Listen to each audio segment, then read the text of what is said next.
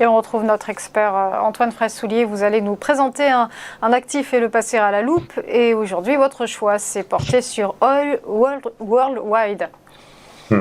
Oui, effectivement, ce portefeuille donc est un portefeuille thématique indexé sur l'or. Sur le pétrole, excusez-moi, sur le pétrole. Vous savez que la thématique pétrole, c'est une thématique qui fonctionne très bien depuis le début de l'année pour plusieurs raisons. D'abord, parce que les prix du pétrole sont sur des plus hauts depuis plusieurs années.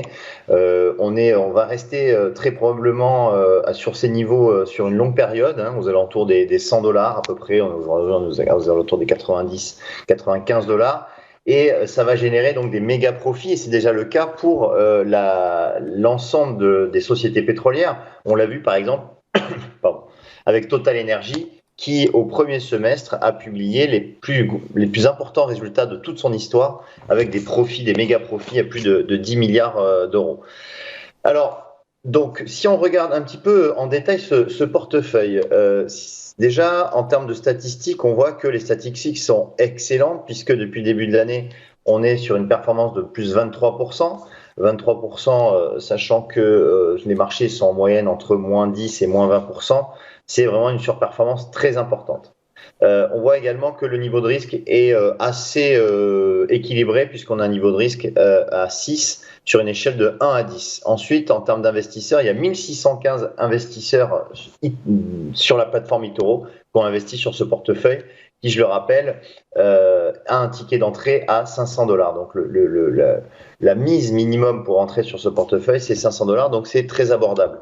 Maintenant, si on s'intéresse à la composition de ce portefeuille, et ça, c'est intéressant, parce que on voit que c'est plutôt bien équilibré.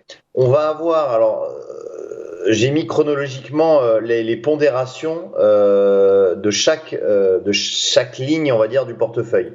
La première pondération à 15,82%, c'est USO, donc c'est l'ETF qui réplique la performance des cours du pétrole.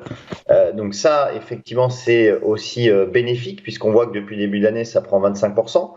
Et ensuite, on va avoir des sociétés, alors qui ne sont pas forcément très connues en Europe ou en France, comme Devon Energy, Suncor Energy ou Marathon Petroleum, mais ce sont des sociétés qui sont spécialisées dans l'extraction et le raffinage de pétrole, ce qui marche extrêmement bien aussi depuis le début de l'année. Ensuite, on va avoir des sociétés comme Petrobras, bien évidemment Total Energy, Chevron, les big majors américaines, Chevron, ExxonMobil, bien évidemment, ou Eni en Italie.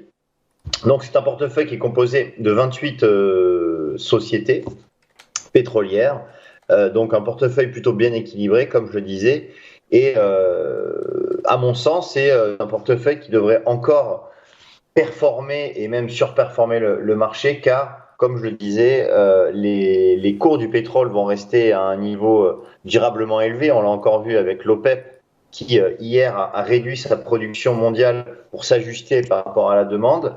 Et par conséquent, ce portefeuille a un intérêt sur du moyen long terme.